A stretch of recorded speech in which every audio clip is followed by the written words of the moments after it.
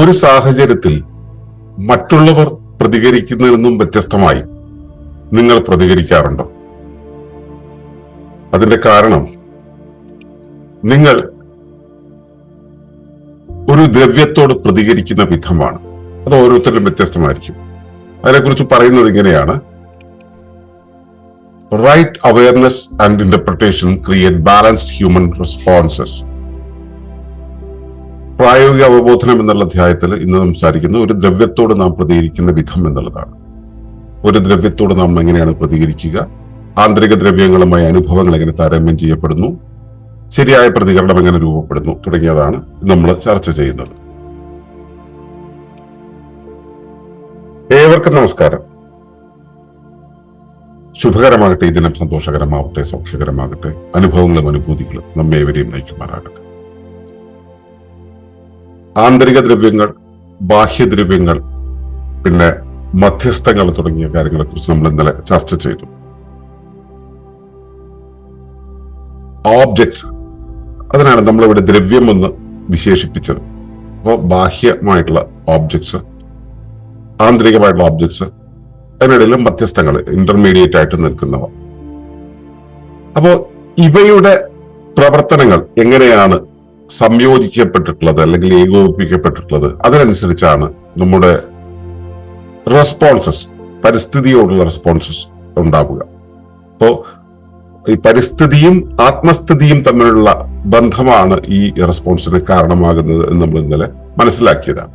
അപ്പോ അതെങ്ങനെയാണ് സംഭവിക്കുന്നത് എന്നുള്ളതാണ് നമ്മൾ ഇന്ന് ചർച്ച ചെയ്യുന്നത്. എപ്പോഴും ഈ മനുഷ്യന്റെ പ്രതികരണം എന്ന് പറയുന്നത് ഈ പുറം സാഹചര്യത്തെ മാത്രം ആശ്രയിച്ചല്ല ഉണ്ടാവുന്നത്. അത് അവന്റെ ആത്മസ്ഥിതിയുടെ, അതായത് ഇന്ദ്രിയങ്ങൾ, ആന്തരദ്രവങ്ങൾ, ഓർമ്മകൾ, പ്രവണതകൾ, പിന്നെ അവയോടുള്ള മസ്തിഷ്കത്തിലെ വ്യാഖ്യാനങ്ങൾ, പരിഭാഷണങ്ങൾ തുടങ്ങിയവയുടെ സംയോജനത്തിലൂടെയാണ് രൂപം കൊള്ളുന്നത്. അപ്പോ ഇത് ഓരോരുത്തരും വ്യത്യസ്തമായിരിക്കും. ഓരോരുത്തരും വ്യത്യസ്തമാകുന്നതിന് കാരണം എന്താന്ന് വെച്ച് കഴിഞ്ഞാല് ഈ ഓരോരുത്തരും വ്യത്യസ്ത തരം ആന്തരിക ദ്രവ്യങ്ങളാണ് ഉണ്ടാവുക. ഘടനയൊന്നു തന്നെ, ഏതാണ്ട് ഏറെക്കുറെ ഘടന ഓരോ വ്യക്തിയിലും ഒരുപോലെ തന്നെ. പക്ഷെ ഇവയുടെ ആന്തരിക ദ്രവ്യം എന്ന് പറയുമ്പോൾ നമ്മുടെ ജാഗ്രത അല്ലെങ്കിൽ സ്വപ്നം, സുഷുപ്തി, തുരീയം, ഇതിലെല്ലാം തന്നെ ഭൗതിക ഘടന ഒന്ന് തന്നെയാണെങ്കിലും അവ കൈവശം വച്ചിരിക്കുന്ന ദ്രവ്യങ്ങൾ, അതായത് ആശയങ്ങൾ അല്ലെങ്കിൽ സാഹചര്യങ്ങൾ, ഓർമ്മകൾ, പ്രവർത്തന രീതികൾ, ഇതിലെല്ലാം വ്യത്യാസം ഉണ്ടാവും. അപ്പോൾ വ്യത്യസ്തമായിട്ടുള്ള ആന്തരിക ദ്രവ്യങ്ങൾ ഓരോരുത്തരിലുമുണ്ട്. അത് ഓരോ വ്യക്തിയിലും വ്യത്യസ്തമായിരിക്കും. കാരണം അവർ ജനിച്ചു വളർന്ന സാഹചര്യങ്ങൾ, അവരുടെ ജീവിതാനുഭവങ്ങളെല്ലാം കൊണ്ട് വ്യത്യസ്തമായിട്ടുള്ള രൂപങ്ങളായിരിക്കും. ഉറപ്പായിട്ടും വ്യത്യസ്തമായിട്ടുള്ള ഓർമ്മകളായിരിക്കും അവർക്ക് ഉണ്ടാവും. ഈ ഓർമ്മകളുടെ സഞ്ചയമാണല്ലോ നമ്മൾ വിശ്വാസം എന്ന് പറയുന്നത്. അപ്പോ വിശ്വാസം എന്ന് പറയുന്നതും വ്യത്യസ്തമായിരിക്കും. പിന്നെ ഓരോരുത്തരുടെ പ്രവണതകൾ അവരുടെ ജീവിതത്തിന്റെ പർപ്പസുമായി ബന്ധപ്പെട്ടതായിരിക്കും. ഇവരുടെ ജീവിതാനുഭവങ്ങളിൽ നിന്ന് രൂപപ്പെട്ടതായിരിക്കും ശീലങ്ങൾ. ഇവരുടെ ജീവിത സാഹചര്യങ്ങളിൽ നിന്നും ഉണ്ടായിട്ടുള്ളതാണ് വൈകാരിക സ്വാധീനങ്ങൾ എന്ന് പറയുന്നത്. അതുപോലെ തന്നെ ഇവരുടെ അവയർനെസ് ലെവൽ, ഇവര് ഏത് അവബോധ തലത്തിൽ നിൽക്കുന്നു എന്നുള്ളത് അതിൽ വ്യത്യാസം ഉണ്ടാവും. ഇത്രയേറെ കാര്യങ്ങൾ ഓരോ വ്യക്തിയിലും വ്യത്യസ്തമായി നിൽക്കുമ്പോൾ ഇവയെല്ലാം ചേർന്നുകൊണ്ടുണ്ടാകുന്ന പ്രതികരണത്തിൽ വ്യത്യാസം ഉണ്ടാവില്ലേ? അപ്പോ സാഹചര്യം ഒരുപോലെ ആയാലും ആന്തരികമായിട്ടുള്ള വ്യാഖ്യാനം വ്യത്യാസം. അപ്പോ എന്താണ് ഈ ആന്തരിക വ്യാഖ്യാനം എന്നുള്ളത് നമുക്ക് വഴിയെ മനസ്സിലാക്കാം. അപ്പോ നമ്മൾ എങ്ങനെയാണ് ഒരു പ്രതികരണം നമ്മളിൽ ഉണ്ടാവുന്നത്, ഒരു റെസ്പോൺസ് നമ്മളിൽ ഉണ്ടാവുന്നത്? ആദ്യം ചെയ്യുന്നത് എന്താ വെച്ചാൽ, നമുക്കൊരു കാര്യം വരുമ്പോൾ, നമ്മുടെ ഉള്ളിലേക്ക് വരുമ്പോൾ, നമ്മുടെ ദിശയിലേക്ക്, നമ്മളെ അഭിമുഖമായി നമ്മുടെ അടുത്തേക്ക് വരുമ്പോൾ നമ്മൾ അതിനെ ഗ്രഹിക്കുന്നു എന്നുള്ളതാണ്. എങ്ങനെയാണ് ഗ്രഹിക്കുന്നത്? ജ്ഞാനേന്ദ്രിയങ്ങൾ വഴി. ജ്ഞാനേന്ദ്രിയങ്ങൾ വഴി ഇപ്പൊ കണ്ണ്, മൂക്ക്, ത്വക്ക്, കണ്ണ്,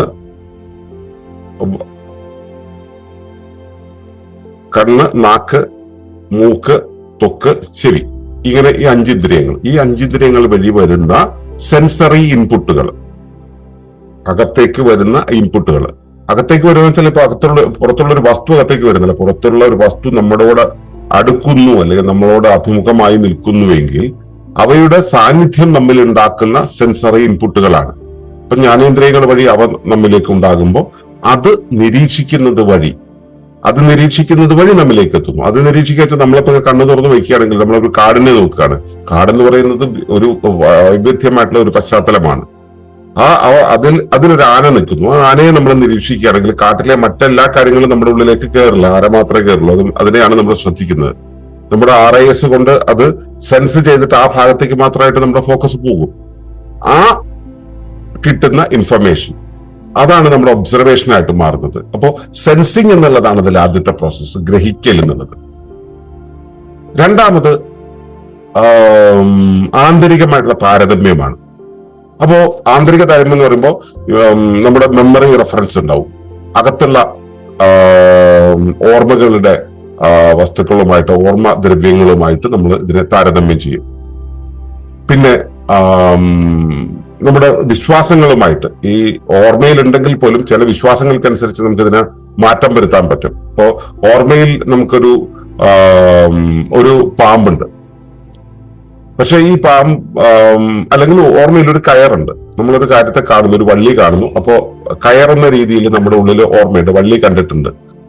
പക്ഷെ അങ്ങനെ ചുരുണ്ട് കിടക്കുന്ന സാധനങ്ങളൊക്കെ പിന്നീട് പാമ്പായി ഉണ്ടാകാം എന്നൊരു വിശ്വാസം നമ്മുടെ ഉള്ളിലുണ്ടെന്നിരിക്കട്ടെ. നമുക്കൊരു ദുരിതകാലമാണ്, അതുകൊണ്ട് ആ സമയത്ത് ഏത് കയറും പാമ്പായി വരും എന്നൊരു വിശ്വാസമാണ് ഉള്ളിലുള്ളതെങ്കിലും ആ വള്ളി പാമ്പായിട്ട് ചിത്രീകരിക്കുന്ന ഒരു അവസ്ഥയായിരിക്കും ഉള്ളിൽ ഉണ്ടാവുക. അപ്പോ ആ വിധത്തിൽ അതിനെ പരിഭാഷണം ചെയ്യുന്ന ഒരു സ്വഭാവം നമ്മളുണ്ടാവും. ഇത് മാത്രമല്ല കേട്ടോ, ഈ ആന്തരിക ദ്രവ്യങ്ങൾ എന്ന് പറയുന്നത് ഈ മെമ്മറി മാത്രമല്ല, നമ്മുടെ ശേഷികളുമായി ബന്ധപ്പെട്ടിട്ട്, നമ്മുടെ വാസനകളുമായി ബന്ധപ്പെട്ടിട്ടൊക്കെ ഒരുപാട് കാര്യങ്ങളുമായിട്ട് ഈ ക്രോസ് ചെക്കിംഗ് നടക്കും. അപ്പോൾ ക്രോസ് ചെക്കിംഗ് നടന്നു കഴിയുമ്പോൾ ഈ സെർബൽ കോർട്ടക്സ് എന്താ ചെയ്യാന്ന് വെച്ചാൽ, കോർട്ടക്സ് ഇതിനെ പ്രോസസ് ചെയ്തിട്ട് ഈ അകത്ത് കിടക്കുന്ന ബിംബങ്ങൾ, ഓർമ്മ ബിംബങ്ങൾ, അതുപോലെ മറ്റ് ഘടകങ്ങളുമായിട്ട് ബന്ധപ്പെട്ടുകൊണ്ട് ഇവയെ ഒരു മീനിങ്ങിന്റെ ഒരു ഫോർമേഷൻ ഉണ്ടാകും. ഇതിനൊരു അർത്ഥം ഉണ്ടാക്കും. പാമ്പാട് അല്ലെങ്കിൽ കയറാണ്, അല്ലെങ്കിൽ പാമ്പും കയറുമല്ല, ഇതൊരു ഇല്യൂഷനാണ് എന്നുള്ള രീതിയിലുള്ള ഒരു ഇൻഫർമേഷൻ നമുക്ക് ഉണ്ടാക്കിത്തരും. എന്നിട്ട് അതിനെ അത്തരമൊരു അർത്ഥം നൽകിയിട്ട് അതിനൊരു വിശകലനം ഉണ്ടാക്കും. ആ വിശകലനമാണ് പിന്നീട് ഡിസിഷനിലേക്ക് നമ്മളെ എത്തിക്കുന്നത്. ആ ഡിസിഷൻ എന്ന് പറയുന്നത് എങ്ങനെ റെസ്പോണ്ട് ചെയ്യണം എന്നുള്ള കാര്യമാണ്. അപ്പൊ ഏത് തരം റെസ്പോൺസ് ആണ് വേണ്ടത്, നമുക്ക് തട്ടിമാറ്റാം, നമുക്ക് ഒഴിഞ്ഞു മാറാം, ഏത് തരം റെസ്പോൺസ് ആണ് വേണ്ടത് എന്നുള്ള കാര്യത്തിലേക്ക് കൊണ്ടെത്തിക്കും. ഇതിന് സമയം അനുവദിക്കുന്നുണ്ടെങ്കിൽ, ഉടനടി പ്രതികരിക്കേണ്ടതല്ല എന്നുണ്ടെങ്കിൽ അതൊരു കോൺഷ്യസ് ചോയ്സ് ആയിട്ട് നമുക്കൊരു അനുവാദം തന്നിട്ട് നമ്മളെ അതിലേക്ക് കൊണ്ടെത്തിക്കും. അതുകൊണ്ടാണ് നമ്മളിപ്പോ പോസ് ആൻഡ് ടാക്ക് എന്ന് പറയുന്ന ഒരു രീതി ഉണ്ടല്ലോ. നമ്മളിപ്പോ ഒരു കാര്യം കേട്ടു, നമ്മളൊന്ന് നിർത്തിയ ശേഷം സംസാരിക്കുക എന്ന് പറയുന്ന രീതി ഉണ്ടല്ലോ. ഇത് ഈ പ്രോസസ്സിനെയാണ് ബാധിക്കുന്നത്. അതായത് നമ്മൾ ഒരു കാര്യം കേട്ട ഉടനെ, ഇപ്പൊ ചില ആളുകളുണ്ട്, നമ്മൾ വർത്തമാനം പറഞ്ഞുകൊണ്ടിരിക്കുമ്പോൾ ഉടനെ തന്നെ അതിനെ റെസ്പോണ്ട് ചെയ്യും. വാചകം മുഴുമിക്കാൻ സമ്മതിക്കില്ല. നമ്മളെന്താ പറയുന്നത് എന്ന് മനസ്സിലാക്കാൻ അവർ ശ്രമിക്കില്ല. ആ പറയുന്നതിന്റെ അർത്ഥത്തെ മുഴുവനായിട്ട് ഗ്രഹിക്കാൻ അവർ ശ്രമിക്കില്ല. നമ്മൾ വാചകം പറഞ്ഞു തുടങ്ങുമ്പോൾ അത് ഇതാണെന്ന് അനുമാനിച്ചുകൊണ്ട് അവർ ഉടനെ തന്നെ റെസ്പോണ്ട് ചെയ്യും. ഇത് നമുക്കുണ്ട് ഈ സ്വഭാവം. നമുക്ക് ഈ സ്വഭാവം ഉള്ളപ്പോൾ നമുക്ക് പലപ്പോഴും ഈ തെറ്റിദ്ധരിക്കപ്പെടാനുള്ള സാധ്യത കൂടുതലാകുന്നത് കൊണ്ട് നമ്മൾ പലപ്പോഴും അബദ്ധങ്ങളിൽ ചെന്ന് ചാടും. അങ്ങനെ ചാടി വരുമ്പോഴാണ് ഏതെങ്കിലും വിവരമുള്ളവർ നമുക്ക് പറഞ്ഞു തരിക, നീ ഉടനെ തന്നെ പ്രതികരിക്കണ്ട, ഒന്ന് നിർത്തി, പ്രതികരിക്കാൻ തോന്നിയ ഉടനെ തന്നെ ഒന്ന് നിർത്തി എന്നിട്ട് പറയും. ഈ നിർത്തി പറയുന്ന സമയത്ത് ഈ കോൺഷ്യസ് ചോയ്സ് എന്നുള്ള വ്യവസ്ഥ വരും. നമ്മൾ ഇങ്ങനെ ഒരു വാചകം പറയണോ, അതിനോട് ഇങ്ങനെ രൂക്ഷമായി പ്രതികരിക്കണോ, വേണ്ട എന്ന രീതിയിൽ ആ ഒരു തീരുമാനമെടുക്കാനുള്ള ഡിസിഷൻ, റെസ്പോൺസ് എന്നുള്ള സാധനത്തിന്റെ തീരുമാനമെടുക്കാനുള്ള ഒരു പോസ്, ഒരു ചെറിയ ടൈം ഗ്യാപ്പ് കിട്ടും. എന്നുവെച്ചാൽ അത് മണിക്കൂർ കണക്കിന് ആലോചിക്കേണ്ട കാര്യമില്ല. ആ ഒരു പോസ് കിട്ടിയാൽ മതി, ഡിസിഷന്റെ ഡിറക്ഷൻ മാറും. ആ ഡിസിഷൻ വന്നു കഴിഞ്ഞാൽ പിന്നെ ചെയ്യുന്നത് എന്താണ്, ആ റെസ്പോണ്ട് ചെയ്യാനുള്ള പ്രതികരണ പ്രക്രിയയാണ്. ആ പ്രക്രിയ നടപ്പിലാക്കുന്നത് കർമ്മത്തിന്റെ രൂപത്തിലാണ്. അത് നടപ്പിലാക്കുന്നത് കർമ്മേന്ദ്രിയങ്ങൾ വഴിയാണ്. കയ്യ്, കാല്, തല ഒക്കെ ഉപയോഗിച്ചുകൊണ്ടാണ് നമ്മൾ അതിനെ പ്രതികരിക്കുന്നത്. അപ്പൊ കർമ്മേന്ദ്രിയങ്ങൾ ഉപയോഗിച്ചുകൊണ്ട് പ്രതികരിക്കുന്നു. അത് പലപ്പോഴും പെരുമാറ്റത്തിന്റെ രൂപത്തില് ബിഹേവിയറൽ എക്സ്പ്രഷൻ ആയിട്ടാണ് അത് വരിക. അല്ലെങ്കിൽ നമ്മുടെ കൈകാലുകൾ ഉപയോഗിച്ചുകൊണ്ട് നമ്മൾ അതിനെ തള്ളി മാറ്റുകയോ അല്ലെങ്കിൽ പിടിച്ച് അണയ്ക്കുകയോ അല്ലെങ്കിൽ ചേർത്ത് പിടിക്കുകയോ എന്താണെന്ന് വെച്ചാൽ അത് ഇപ്പൊ കർമ്മേന്ദ്രിയങ്ങൾ ഉപയോഗിച്ചുകൊണ്ടുള്ള ഒരു ആക്ഷൻ ആയിട്ട് ഇത് മാറും, ഒരു കർമ്മമായിട്ട് മാറും. അപ്പോ ഇതാണ് നമ്മുടെ ഉള്ളിലെ റെസ്പോൺസിന്റെ പ്രക്രിയ. അതായത് നമ്മൾ ആദ്യം നമ്മൾ അതിനെ സെൻസ് ചെയ്യുന്നു, ജ്ഞാനേന്ദ്രിയങ്ങൾ ഉപയോഗിച്ചുകൊണ്ട് സെൻസ് ചെയ്യുന്നു. പിന്നെ അത് ആന്തരികമായിട്ടുള്ള ഉപബോധം, അവബോധം തുടങ്ങിയ കാര്യങ്ങളുമായിട്ട് ഇതിനെ ക്രോസ് ചെക്ക് ചെയ്യുന്നു. അതിനുശേഷം മസ്തിഷ്കം അതിനെ ഇന്റർപ്രറ്റ് ചെയ്യുന്നു. എന്നിട്ട് ഒരു ഡിസിഷൻ എടുക്കുന്നു, പ്രൈമറി ആയിട്ട് ഒരു ഡിസിഷൻ എടുക്കുന്നു. ആ ഡിസിഷൻ എടുത്തു കഴിഞ്ഞിട്ട് അത് എക്സിക്യൂട്ട് ചെയ്യാനായിട്ട് പിന്നെയും ഒരു ചോയ്സ് കൊടുക്കുന്നു. ഇമ്മീഡിയറ്റ് ആക്ഷൻ വേണോ, ഒരു ഡിലേഡ് ആക്ഷൻ വേണോ എന്നുള്ളത്. ആ ഡിലേഡ് ആക്ഷൻ ആണ് വരുന്നത്. ഡിലേഡ് ആക്ഷൻ നമ്മൾ എക്സ്പെർട്ടൈസ് ചെയ്ത് കഴിഞ്ഞാൽ, ശീലിച്ചു കഴിഞ്ഞാൽ, അങ്ങനെ ഒരു അവസ്ഥ ശീലിച്ചു കഴിഞ്ഞാൽ ഈ പ്രതികരണത്തിനെ നമ്മൾ ഒന്നുകൂടെ പരുവപ്പെടുത്തും. ആ പരുവപ്പെടുത്തിയതിനു ശേഷം നമ്മൾ കർമ്മേന്ദ്രിയങ്ങൾ വഴി ഇതിനെ നമ്മൾ പെരുമാറ്റങ്ങളായിട്ടും നമ്മുടെ അവയവങ്ങൾ ഉപയോഗിച്ചുകൊണ്ടുള്ള എക്സ്പ്രഷൻ ആയിട്ടും അത് വെളിപ്പെടുത്തും. അപ്പൊ ഇതാണ് നമ്മുടെ റെസ്പോൺസിന്റെ ഒരു പ്രോസസ് എന്ന് പറയുന്നത്. അപ്പോ ഞാൻ ഈ പറഞ്ഞു, ഇത് കിട്ടിക്കഴിഞ്ഞാൽ, അതായത് ജ്ഞാനേന്ദ്രിയങ്ങളിലൂടെ നമുക്ക് കുറച്ച് ഇൻഫർമേഷൻ കിട്ടിയാൽ ഇത് ക്രോസ് ചെക്ക് ചെയ്യുന്നത്. അതെങ്ങനെയാണ് ക്രോസ് ചെക്ക് ചെയ്യുക? ഓർമ്മകളുമായിട്ട് താരതമ്യം ചെയ്യും. ഓർമ്മ എന്ന് പറയുന്നത് ചിത്രബിംബങ്ങളുണ്ട്, ശബ്ദബിംബങ്ങളുണ്ട്, യുക്തിബിംബങ്ങളുണ്ട്, ഈ പലതരം ബിംബങ്ങളുണ്ട്. യുക്തിയുടെ ബിംബങ്ങൾ ഉണ്ടല്ലോ, ഈ യുക്തിയും ചിത്രവും ഇതെല്ലാം കൂടെ ചേർന്നുകൊണ്ടാണ് വിശ്വാസം എന്ന രൂപത്തിൽ നമ്മൾ അവിടെ ഉണ്ടാക്കി വെച്ചിട്ടുള്ളത്. ആ സ്മൃതികളുമായിട്ടുള്ള ഒരു താരതമ്യം ചെയ്യും. അതിന് ചെയ്യുന്ന സമയത്ത് തന്നെ ഈ വിശ്വാസങ്ങളുമായിട്ട് ഒന്ന് ബന്ധിപ്പിക്കും. താരതമ്യം ചെയ്ത് മാറ്റി നിർത്തുകയല്ല ചെയ്യുന്നത്, അത് കണക്ട് ചെയ്യും. ഈ കണക്ട് ചെയ്ത് വെക്കുന്ന കാര്യത്തിന് നമ്മുടെ ടെൻഡൻസീസ് ഉണ്ടല്ലോ, നമ്മുടെ വാസനകൾ ഉണ്ടല്ലോ, വാസനകളുടെ സ്വാധീനം ഉണ്ടാവും. വാസനകളുടെ സ്വാധീനം എന്ന് വെച്ചാൽ നമുക്കിപ്പോ സംഗീതവുമായി ബന്ധപ്പെട്ട ഒരു വാസനയാണ് നമുക്ക് ഉള്ളതെന്ന് ഇരിക്കട്ടെ. ഇപ്പോ ഞാനൊരു കാര്യത്തെ കാണുന്നു, എന്റെ ഓർമ്മയിൽ ഒരു പ്രത്യേക ശബ്ദം കേട്ടു. ആ ശബ്ദം കേട്ട് കഴിഞ്ഞാല് ഇത്തരം ശബ്ദം കേൾക്കുന്നത് ഒരു ബുദ്ധിമുട്ടുള്ള കാര്യമാണ്. അല്ലെങ്കിൽ അത് ഇപ്പോ രാത്രി കൂബന്റെ ശബ്ദം കേൾക്കില്ലേ, ആ കൂമന്റെ ശബ്ദം കേട്ടാൽ ചിലർക്ക് പേടിയാ. അപ്പോ കൂമന്റെ ശബ്ദം കേട്ടു, അല്ലെങ്കിൽ മൂങ്ങയുടെ ശബ്ദം കേട്ടു. മൂങ്ങയുടെ ശബ്ദം കേട്ട് കഴിഞ്ഞാൽ അത് മൂങ്ങയുടെ ശബ്ദമാണെന്ന് നമ്മൾ ഐഡന്റിഫൈ ചെയ്തു. രാത്രിയിൽ ഇന്ന രീതിയിൽ മൂങ്ങയുടെ ശബ്ദം കേട്ട് കഴിഞ്ഞാൽ അത് മരണം വിളിച്ചറിയിക്കുന്നതാണ് എന്ന് നമ്മൾ വിശ്വസിക്കുന്നുണ്ട്. ഉടനെ തന്നെ നമ്മൾ അതിന്റെ ഒരു മൂഡിലേക്ക് പോയി. ആ സമയത്ത് ഈ രണ്ട് കൂമന്മാർ അപ്പുറത്തും ഇപ്പുറത്തും ഇരുന്നും അങ്ങോട്ടും ഇങ്ങോട്ടും സംവദിക്കുന്ന ഒരു ശബ്ദമാണ് നമ്മൾ കേൾക്കുന്നതിരിക്കട്ടെ. ഇവരുടെ